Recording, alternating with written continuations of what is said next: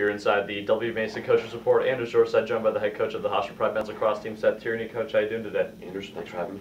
Your team coming off a 13-12 loss to Drexel. What happened in that game? Yeah, just a lot of things, and not a lot of good things. But you know, maybe I want to take that back. There were some good things early. I mean, we were up 9-2 at halftime, and you know, we've been in games on both sides of them. And I think you see sporting events. They are as weird as they come. Probably the Super Bowl would come to mind. You know, it's just one of those things where we didn't help ourselves. Anything that could go wrong went wrong, and Drexel took advantage of it. We got to get back to the drawing board. We got to obviously break down the film. We got to get back to work. But we also got to keep in mind that we're 10-1. Losing is not okay. Not in my world. Not in that locker room. And not with our guys. It's just not what we do. It's not our business. But we are 10-1. We had a horrific fourth quarter, a horrific 15 minutes. You know, we kind of make it an analogy of after every win, we take this huge breath and blow it into a balloon. And that balloon didn't pop. A little air leaked out in the fourth quarter of the Drexel game. And we got to get to, back to inflating that balloon a little bit. Yeah, what was Drexel doing there in that fourth quarter that they weren't doing before in the game? Yeah, I mean, and they were taking advantage of some mishaps and some opportunities. You know, there was a lot of things that going on. We had a lot of jumps at the face-off X that led to some penalties, that led to some man-up goals. So if we eliminate the jumps, then the time of possession and the man-up opportunities come back. You know, Jack wasn't getting a whole lot of help, and the shots that they got were in tight. So that's not a good thing. Their goalie had 15 saves, and really for the first time this year, that's what other teams face when they usually face Jack Kunkanen. And I want to say that he had maybe a bunch of saves in that fourth quarter. That was a difference as well. We needed one more play, and we were one play short. And, again, we're gonna rectify the problem. We're gonna identify it together, and it's about the guys in the locker room, and it's about our coaching staff, and like I said in one of the publications, there's a very good lacrosse team that is downstairs in that locker room. I love those guys. We let a little air out of the balloon.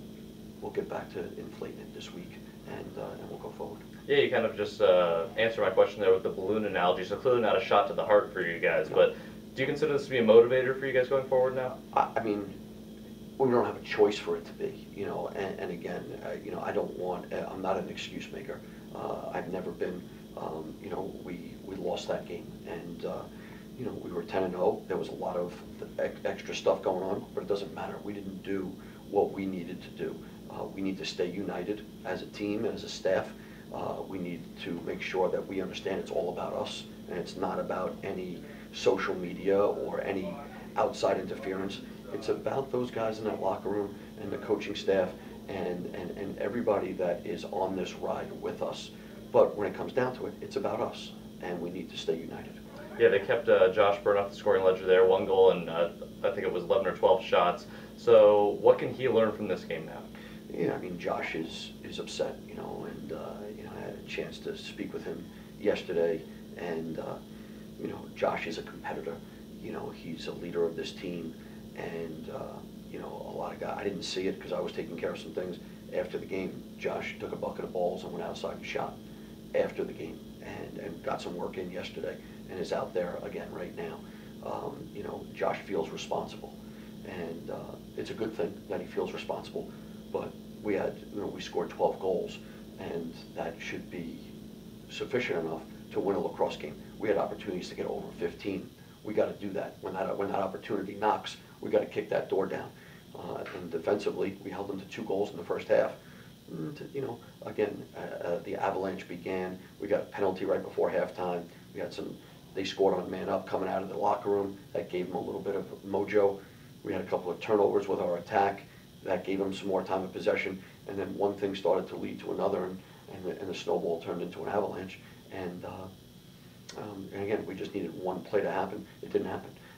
We cannot, as angry as I am, and as angry as that group of guys are, we will learn from it, and we got to press delete, and we got to move on. We got to be on to UMass. Yeah, so let's look forward to UMass here now. What are you seeing from this team right now this year? The UMass team is, again, it is a scenario where Coach Cannella and I have the utmost respect for each other. The guys love to compete against each other. And it's Hofstra UMass. I mean, it is, it's a big rivalry in our sport. And this game, like every game, it's going to go down to one goal. I mean, it's just the way it is. It's going to be a battle, and there's going to just people just getting after it. Again, we got to take care of us. We'll learn about UMass again. Always a physical defense, always talented offensive players, good face-off guy, always have a plan, goalie that can make some saves and get it up and out. They have beaten Yale throughout the course of the year. They beat Fairfield. They've got some good wins, and they've also played against some teams where maybe they didn't end up winning, but they've got some respectable losses. So we've got a tough team, and again, our records are the same in the CAA, and we need to. It's going to be 2 men enter, 1 man leave on Saturday afternoon here.